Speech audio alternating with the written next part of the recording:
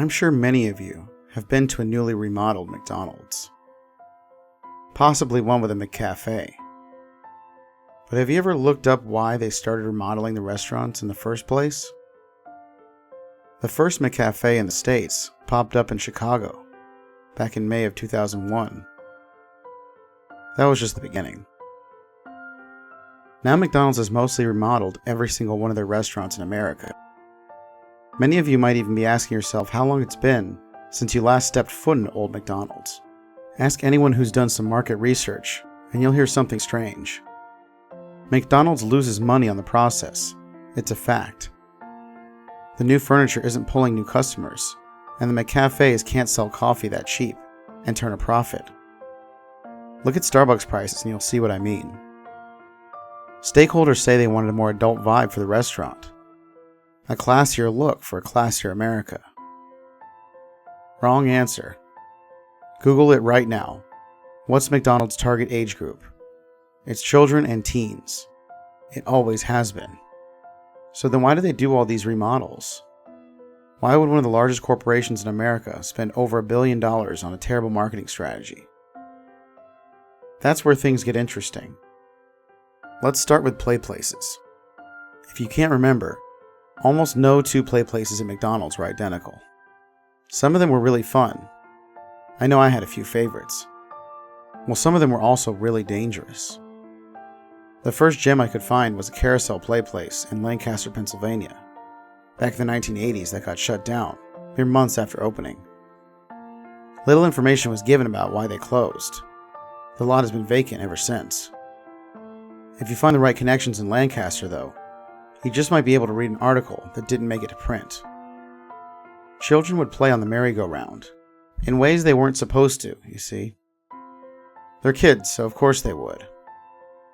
Well, one day a few kids managed to crawl underneath the thing, but then they never made it back out. The whole incident was so heavily guarded by McDonald's PR, you'd be troubled to find a single person that was even there that whole afternoon. The only witness anyone could find had this to say.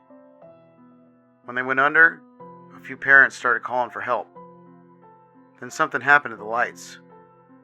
The carousel kept getting brighter and the music was deafening. I ran out of the building when the machine started to smoke, but I looked back through the window to see if the kids were all right. And the employees were just standing there, behind the registers. They looked like they were still waiting for customers. Weirder and weirder stories pick up from there through the years. Reports of children sinking into ball pits that should only be a foot deep. Mothers searching play tubes for their kids, only to find a lonely pair of shoes. But the play places held a mere fraction of the incidents. Back in 1996 in Knoxville, Tennessee, there was a businessman in his 40s who went into the McDonald's restroom and remained there for 7 hours. Patrons noted that he refused to leave the furthest back stall. The police were finally called and they managed to break down the door. He was restrained by paramedics as he wouldn't willingly leave the restroom. As they pulled him out of the stall, he began screaming bloody murder. "Take me back! I want to go back!" But the moment he exited the restaurant, he passed out.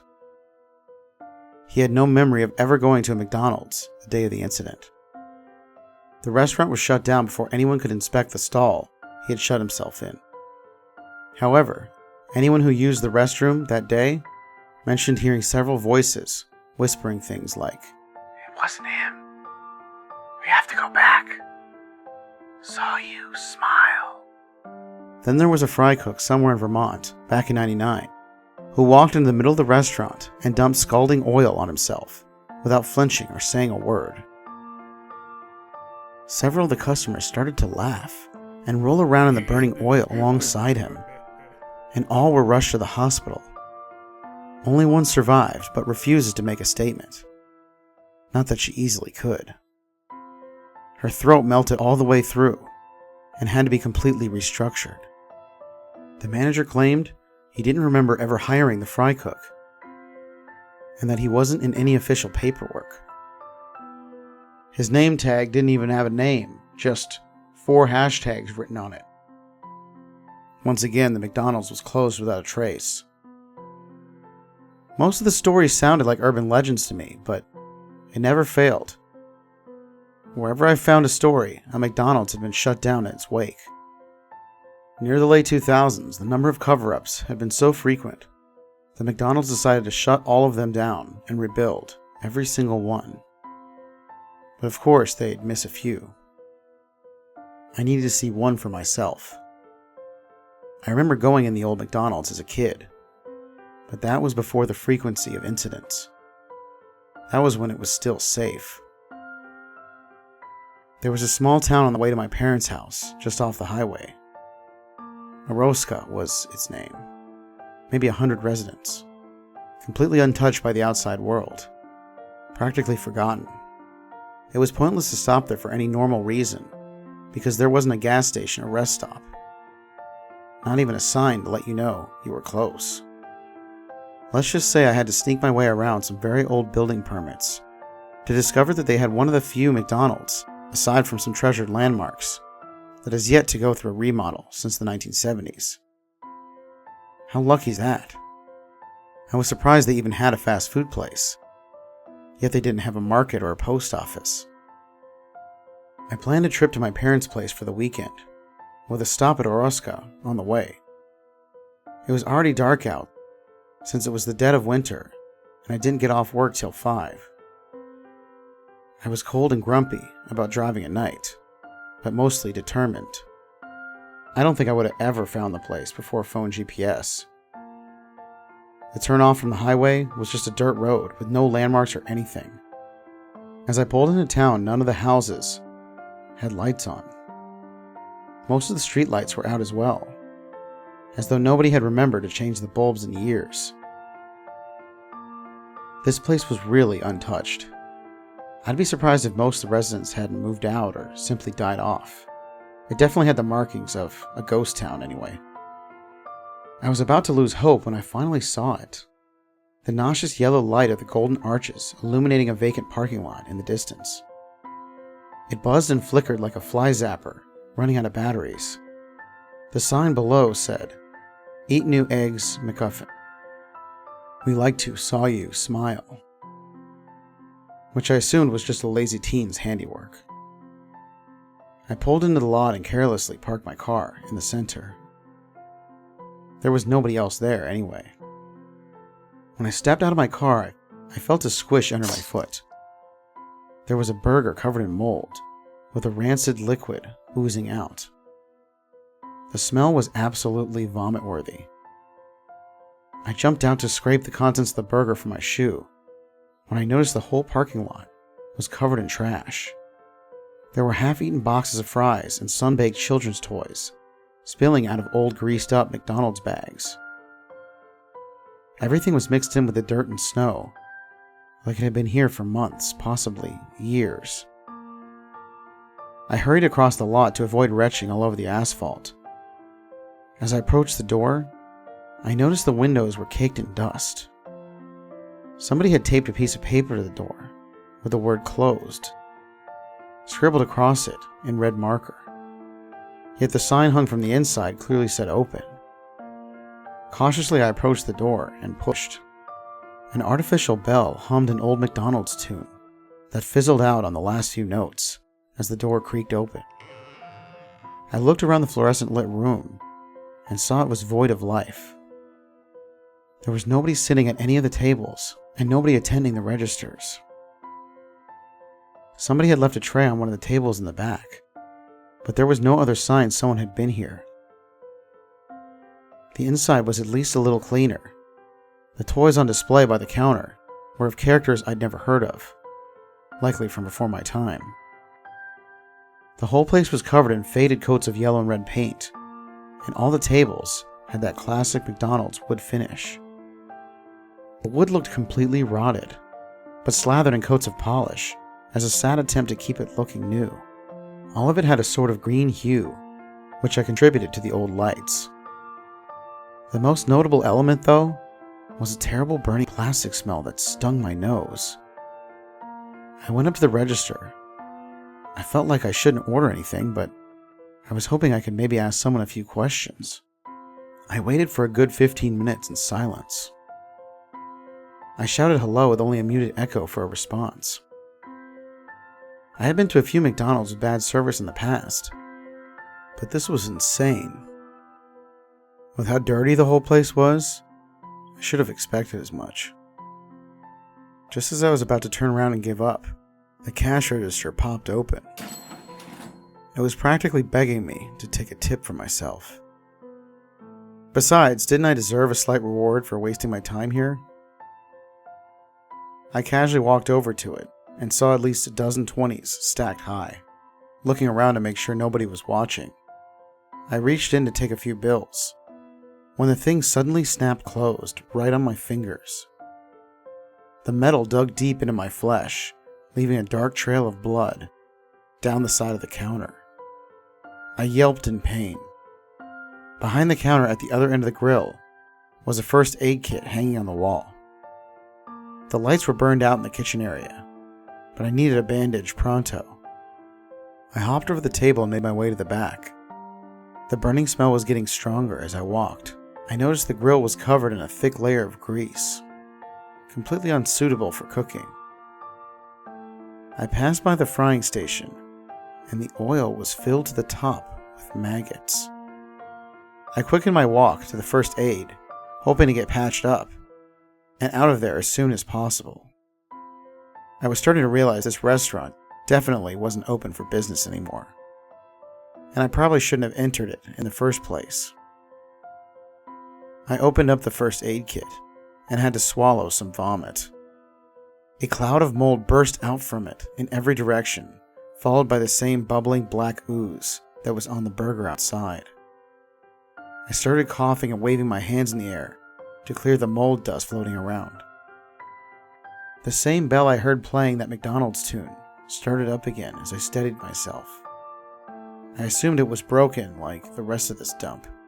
I looked back toward the counter and noticed everything seemed farther away.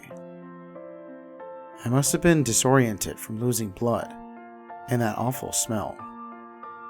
I looked down at my hand to see how bad the wound was, and my eyes widened.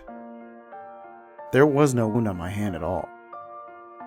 I rushed back towards the counter in a panic, when something under the stove caught my foot and I fell.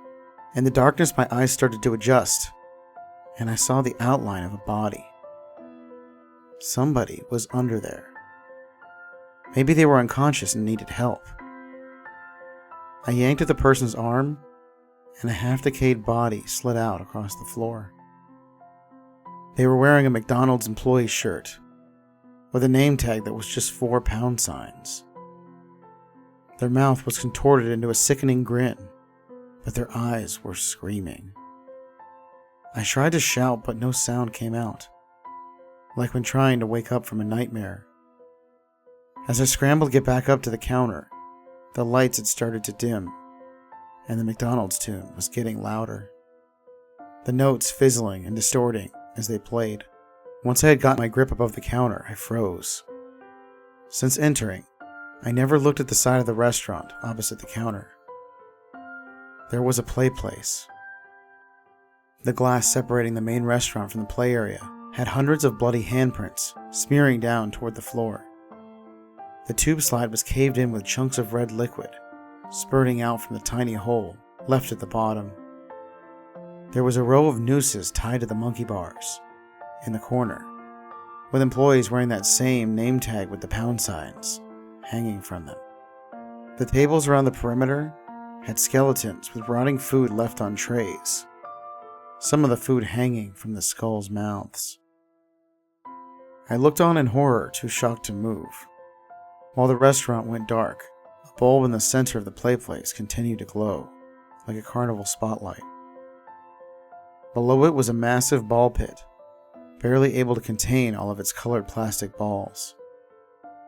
It was smoking under the blaring white light, making that awful burning plastic smell. The balls began to rattle and fall off the edge when something inside started shuffling around. I wanted to run so badly, but my body refused. Then suddenly the music went dead and the movement stopped. A yellow glove slowly crept upward from the pit below, writhing its fingers as it went. A connected red and white sleeve came after it, slowly alternating colors as they appeared from underneath. The arm continued to reach toward the sky, growing more and more, while its joints popped and cracked like breaking branches. By the end, that arm had to be at least 6 feet long. It finally reached for the lit bulb on the ceiling with its gangly gloved fingers and began to twist it loose. I broke into a sprint, jumping over the counter and toppling chairs as I went. That last light went out just as I got to the exit. I bashed through the door, breaking the glass in the process. As I rolled into the parking lot, I heard a distant scream, and then something whispered right next to my ear in dead silence. It had the same tiny distortion as the McDonald's tune. Come back. I want to see you smile. I haven't told anyone about what happened there that night. There was an article online saying Araska burned to the ground a few days later. I don't know if it was a cover-up or something else, but I'm never going back to find out. I didn't share this because I want you to get involved, by the way.